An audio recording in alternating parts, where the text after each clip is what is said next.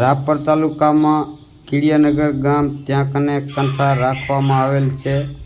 બહુ સારું સરસ એકદમ જોરદાર રાખવામાં આવેલી છે।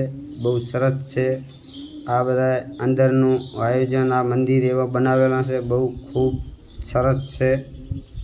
રાપર તાલુકાનું કીડિયાનગર ગામ છે એનું કંથાનું આ આયોજન રાખેલ છે।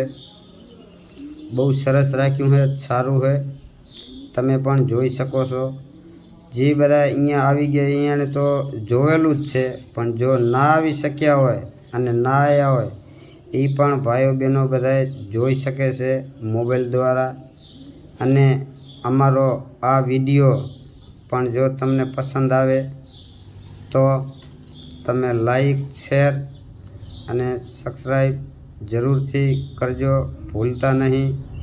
જય મહાકાલ, જય કાલ ભૈરવ, જય માતાજી।